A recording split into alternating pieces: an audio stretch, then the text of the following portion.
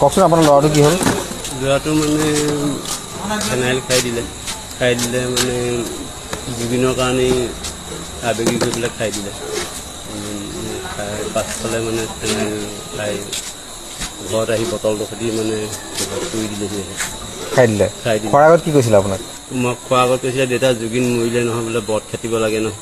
মই বোলো মৰিলে জুবিন মৰিলে এতিয়া বৰত কি খাটিবা বোলে আমিবিলাক কেনেকৈ জীয়াই থাকিম সেই বুলি মানে পাছফালে গুচি গৈ পেলাই মানে ফেনাইল খাই দিলে।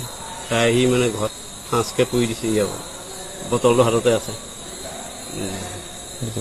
তাৰপৰা 1-0 মাতি মানে ডাইৰেক্ট ডিব্ৰুগড় ৰেফাৰ কৰিছে। ডিব্ৰুগড় ৰেফাৰ কৰিছে। ঠিক আছে। সেইটো জুবিনৰ টুপিটো চা, সেইটো জুম নহয়, সেইটো জুবিনৰ টুপিটো চা। তাৰ মুখখন ওলাই আছে ৰে, তাৰ মুখখন ওলাই আছে চা।